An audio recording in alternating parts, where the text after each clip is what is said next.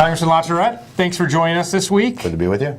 So we're back from Easter. We're getting ready to end the recess here on the Hill. I want to jump right into things. Over the Easter break, the Obama administration announced yet another delay of the Keystone XL pipeline. This has obviously been a hot topic now for a while. Talk to us a little bit about what happened and what do you think the fallout from that is? Well, in somewhat of a surprise, the president delayed the decision on the Keystone pipeline yet again.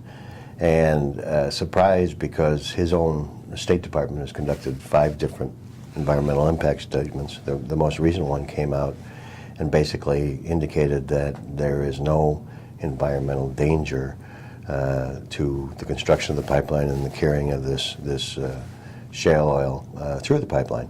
And as a matter of fact, in many instances, it's safer than putting it in trucks or rail cars and driving. So I think a lot of people thought that the president, who fought the good fight through his reelection, was now going to go along with it. The fact that he delayed it is a bit of a surprise, and it's being seen as a sop to some of the more extreme environmental people. And there was a group of House Democrats. If you ask how it's playing, there was a group of House Democrats that wrote to Secretary John Kerry and asked for this action. And the lead on that was a congresswoman from Chicago, Jan Schakowsky. And in response to that, the Labor's International Union president, Terry O'Sullivan, sent a blistering letter to every Democrat that signed that letter, and he also sent a letter to every union member in their districts telling them that this was basically taking work away from them. And he describes that this action, which has, again, been reviewed 5 different times and always come to the same conclusion, that it's costing members of his union millions of hours of work.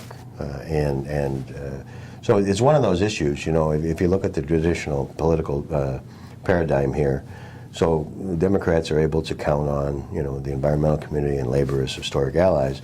But this issue, like the Alaska pipeline and some of the offshore drilling stuff, because it means jobs, to the construction trades, is driving a wedge through them. But this letter that President O'Sullivan sent out is the sharpest toned letter that I've seen in a very long time. Well, and there was a Rolling Stone article out in the last couple of days that said, and the White House has denied this, that President Obama was going to simply announce that he was rejecting construction of the Keystone pipeline. Right.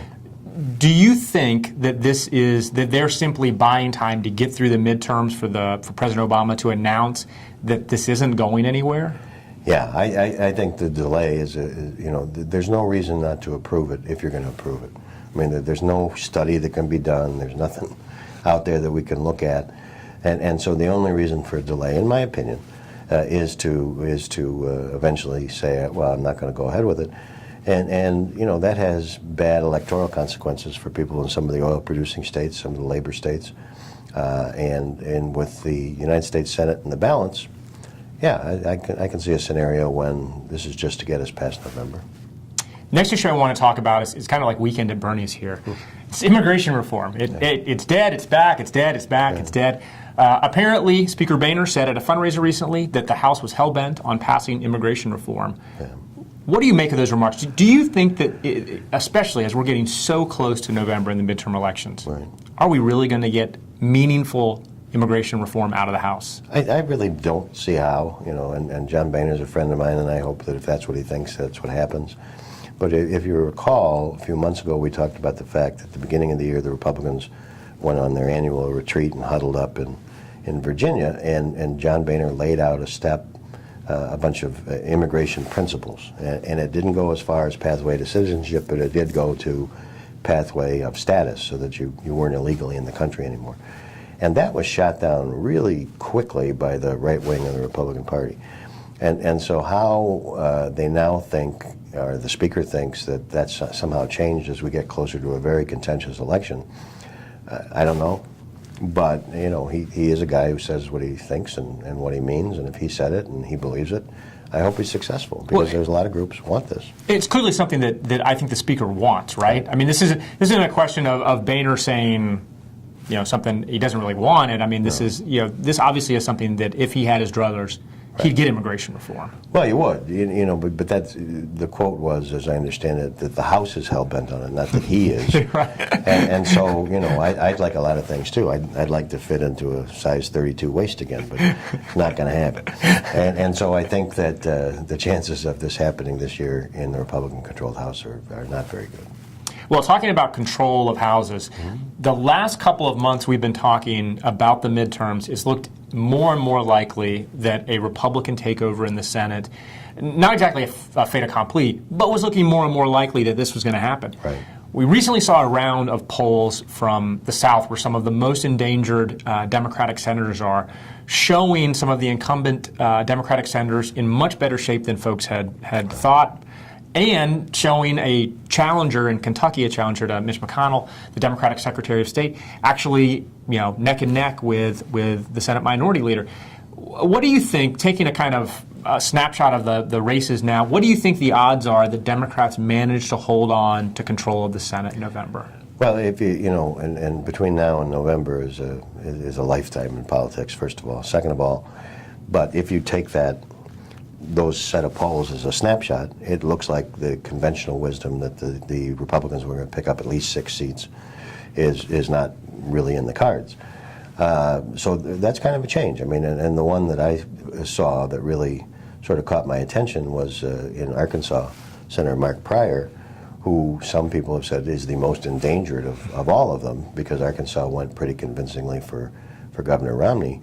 That poll this past week came out, he was up 10 points, which I wouldn't have thought that based upon the rhetoric. Having said all that, again, it's a lifetime, first of all. Second of all, I think some of it is a reaction to, you have, in some of these states, pretty contentious Republican primaries. And some of the rhetoric in those primaries is they attempt to get the nomination of the Republican Party. They've made some pretty interesting statements, some of them. That's putting it nicely. And so, that tends to drive the independent voter here in the month of April, maybe saying, well, maybe I'm not really ready to give up on Mark Pryor or Kay Hagan or Mary Landrieu. I think, but still, we had the benefit of Stuart Rothenberg coming down to a meeting I was at a couple of weeks ago, and he's one of the political forecasters here that everybody pays attention to.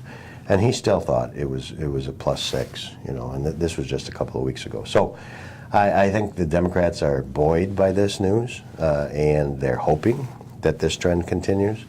But I still think that they got a really tough slog going into November. Do you think any of this is related to the kind of change in perception on Obamacare, the Affordable Care Act?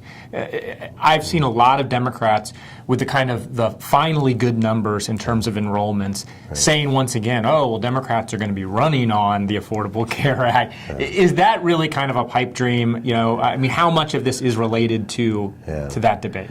I don't know if a lot of it is. I mean, clearly the Democratic leadership's talking points are saying you don't run away from the Affordable Care Act. Now be proud of the Affordable Care Act.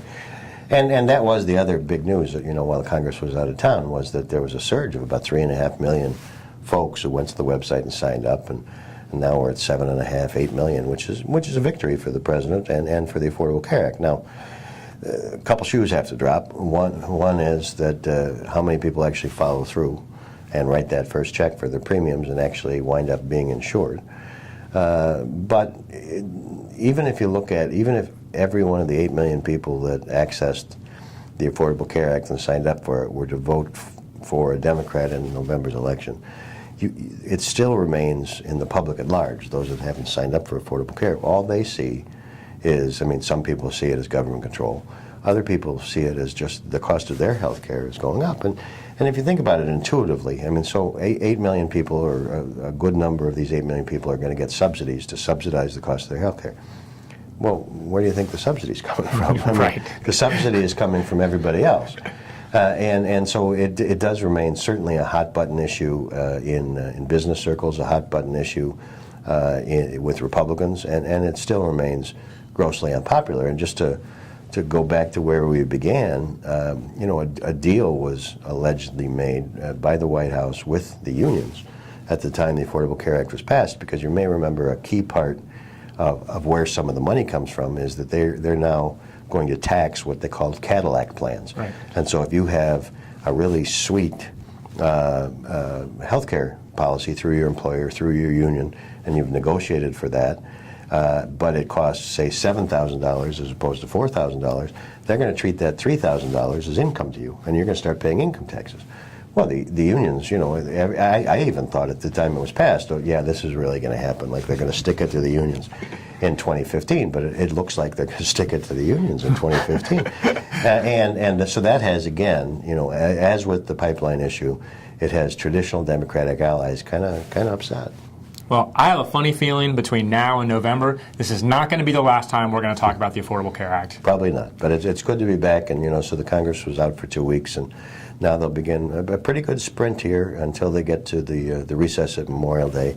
And I would say after that, not that I want anybody to stop watching these fascinating segments we do, but if it doesn't get done by the 4th of July, not a real lot of hope that something's going to get done between then and November. Well, then we'll pay close attention to what happens between now and the 4th of July. Perfect. All right. Thank you, Congressman LaTourette. Thank you.